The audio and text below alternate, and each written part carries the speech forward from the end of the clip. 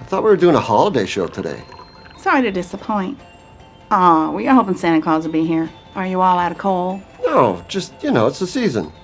What season's that? Duck? Trout? Baseball? Christmas, Miss Grinch. Sometimes it's just nice to do something for the kids. I wouldn't know. Speaking of kids, though, your first guest has 3. This matters because... They're with her. With her how? Here. In the studio. They'll be in there with Mommy while you're interviewing her. You mean while we're on the air? Are you serious? Relax. None of them look like you. That's not the point. That's good to know. But they can't have them in the studio while we're on the air. Why can't they be in the booth with you? What do I look like? Disneyland? I got a show to run. That's a lot of pressure. I can't have any interruptions. Pressure? You spend the whole show texting or doing your nails or taking selfies or yeah, making phone calls. 60 seconds. Better get in there. Merry Christmas! Jesus. You're enjoying the heat. 103.3 FM, Tempe's Hot Talk. And now back to The Boss is Hot with Bobby Bosworth. Welcome to this non-festive edition of The Boss is Hot on this sunny December morning. I'm Bobby the Boss Bosworth, and behind the glass, keeping it all real and running like a well-oiled vending machine, is our producer, DJ Jillian. Now, we are talking politics this morning with our very special in-studio guest, political commentator, blogger, and observer of all things partisan and presidential, Sancha Alvarez. That's right, Senor Boss. I'm currently one of the many very hard-working public and media relations advisors for America's next president, Mr. Donald Trump. Very hardworking sounds like an understatement, especially considering Mr. Trump's extremely candid and uncouched utterances on a lot of issues. See, it's true. Mr. Trump's uters are very uncoached. Well, I'm not going to argue with you about that. But Ms. Alvarez, I'm sure you'll understand that, like a lot of our listeners, I was more than a little surprised to hear that a Mexican-American is one of Mr. Trump's PR advisors. You are not the first person to express this, Senor Boss. I'm sure I'm not. But personally, Senor Boss, I don't see why a Mexican-American cannot support Mr. Trump's vision for America. Well, considering Mr. Trump's well-publicized views on Mexicans, Latin Americans, immigration, border security, mass deportations, building 300-foot-high walls while using someone else's money. It does seem a little bit, I don't know, what's the word I'm looking for? Really f***ing weird. And this is where you would be like so many other Americans who simply don't see the clever metaphor hidden in what has been published as the anti-Latin American position taken by Mr. Trump. Okay, so I'm having a little trouble equating clever metaphor with Donald Trump. For this reason, you will be surprised to learn that Mr. Trump is simply using another nation to politely hint about the real threat to America. Politely hint and Donald Trump. Yeah, those go together. Okay, so you didn't hear from me, Senor Boss, but it's obvious that Senor Trump means Canada and that he is metaphorically referring to Canadians when he talks about boarding-jumping hordes of universal healthcare loving deadbeats and criminals.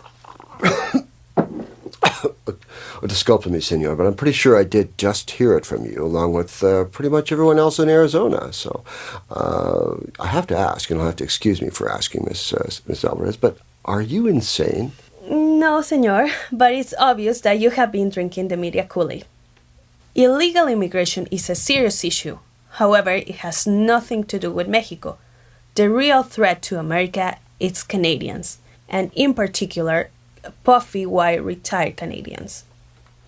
Okay, well, I'm pretty sure all of our Canadian friends here in Arizona just choked on their Timbit and spilled their low cup of Moosehead beer. So please, Miss Alvarez, can you explain? While you have to remember, Senor Boss, is Mr. Trump's position, and it represents a major plank on his bid to become a president. Okay, so what's the issue with Canadians? Aside from them saying things like oot and a boot, or driving too slow, or constantly apologizing, or, wearing hockey jerseys on the golf course, constantly whining about their crappy currency and the price of Viagra. Now you are beginning to understand, senor.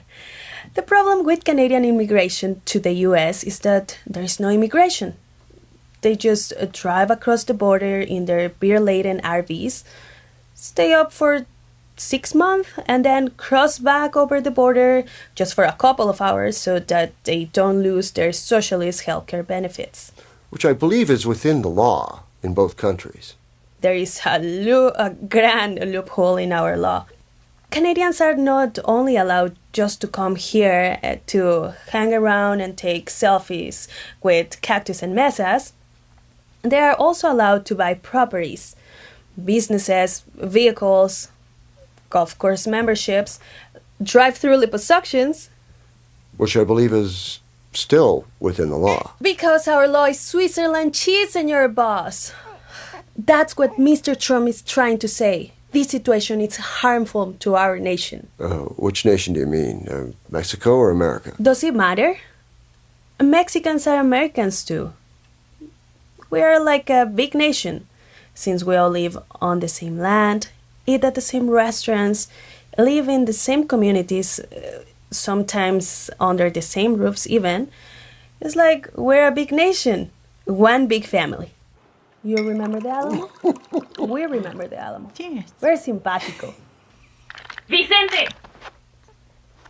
Okay, so how exactly are Canadians harming our big, happy, burrito-loving nation? Can you give us an example of some sort, a little more locally, like, say, here in Tempe? The majority of Canadians who come to Arizona are retired people, which leads us to one conclusion. Which is? They're unemployed. In contrast with Mexican immigrants who come here to work, Canadians come here to avoid to work.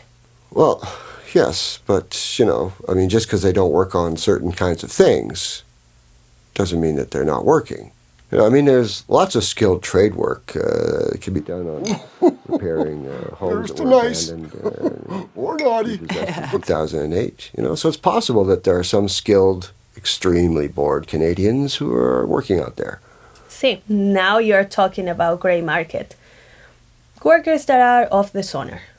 You mean radar? See, that too. Statistically, most of the manual laborers around here are from Mexico and Central America. Canadians, on the other hand, just like to buy and sell properties. They like to flip houses instead of burgers. Sometimes, while the hard-working Mexican-American housekeeper is still cleaning it. All of these buying and selling properties fuels their addictions to golf and hot tubs because in their own countries, the golf season is 2 days long and an outdoor pool is for skating on.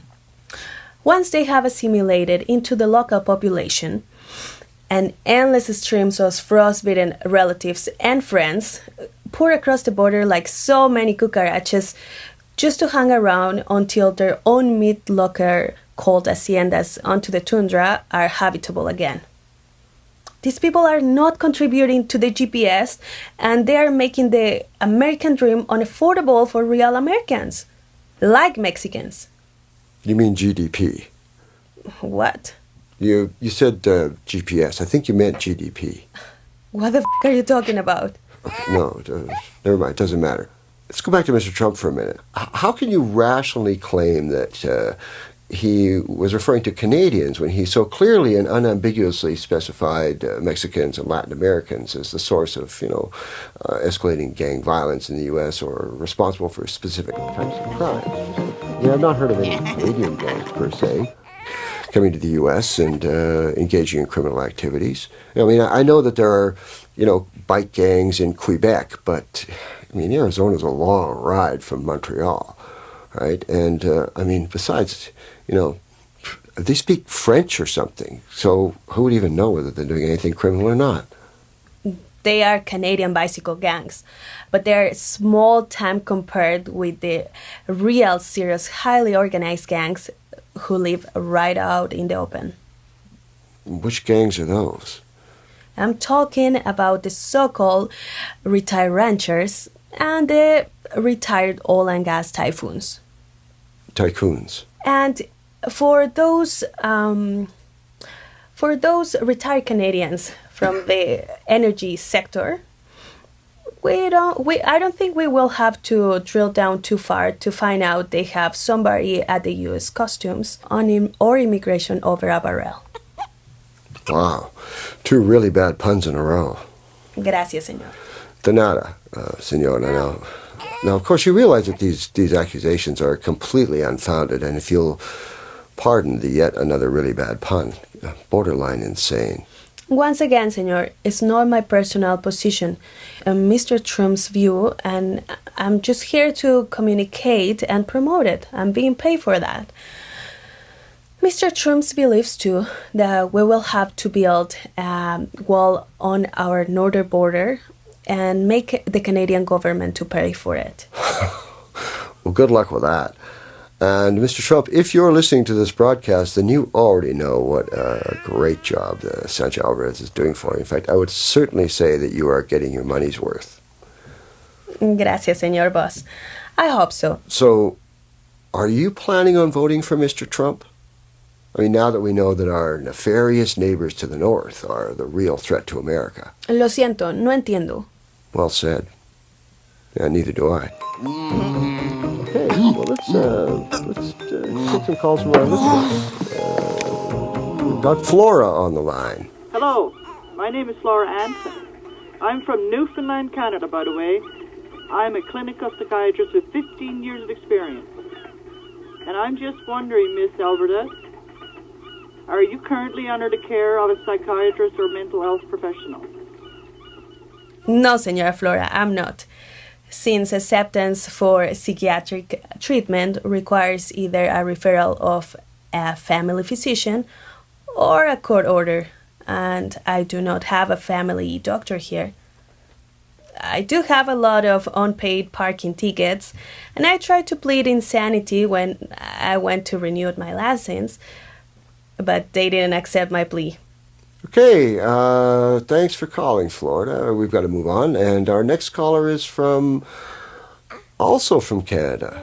Gee, maybe you're not crazy after all, Sancha. It seems like the Canadian invaders are onto you. Go ahead, caller. Hello, my name is Greg Wilson. Hola, Greg. I'm a Canadian rancher. I have a house in Scottsdale where I spend the winter. I love Mexicans. Food, the culture, the language, but for some reason, I don't like you. Maybe I just need to get to know you better. How would you like to come over to the house and watch the PGA Tour on my 96-inch plasma screen? We can see it from the hot tub. And speaking of hot, are you? Gracias, señor Greg, but I must decline due to a scheduling conflict, as I will be in the anti-Tim Hortons rally in Glendale. Why the hell are you protesting against Tim Hortons? Because they have not added churros and empanadas on their menu. Well, maybe you should just learn to like Bear Claws and chocolate chip maple bran muffins, senora. Okay, moving on. Got to take another caller. Our next caller is from a little closer to home. Go ahead, sir. Hey, Miss Alvarez, just a couple of quick questions. Where are you from? Guadalajara, Jalisco. And did you come to this country legally or through one of them green corridor thingies I've been hearing about? No green corridor, senor.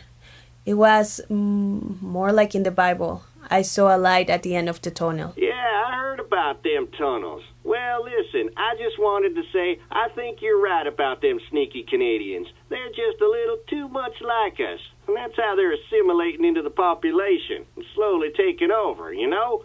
Like them pod people from that Body Snatchers movie. Remember that? No, but I think we're on the same porch, senor. And we've got time for just a couple more callers here. And, I understand that we have a surprise guest caller who wants to speak to you personally, Sancha.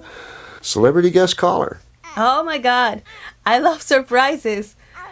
Put him on. The producer's telling me that he wants to speak just to you. So she'll connect you, and we're going to go to a short, quick commercial break. If you're in trouble in Tempe, don't flail in jail. Go to Juan's Bonds for same-day bail. Check it online instead of doing the time. Check it out, brother, cause it's solid like your mother. 10% down and you don't leave town, cause you still got a date with the magistrate. But until that day, you can still make the play, cause you got a hall pass the Juan's Bonds way. So get your bail without fail and stay out of jail. Juan'sBonds.com, Tempe's #1 bond. Yeah.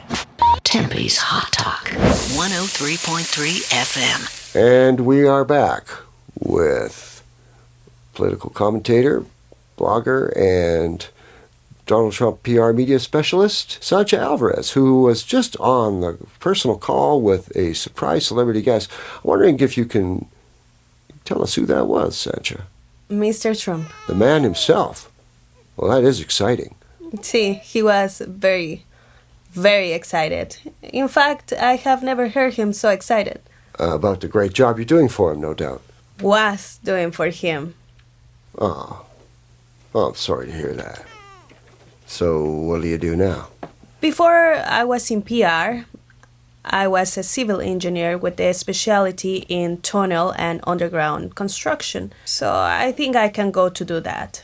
Well, fortunately, we Americans are always looking to dig another really big hole somewhere, so you'll probably be okay. And that is all the time we have for The Boss is Hot today. I would like to thank our in-studio guest, former Donald Trump PR and Media Relations Advisor, Sancha Alvarez.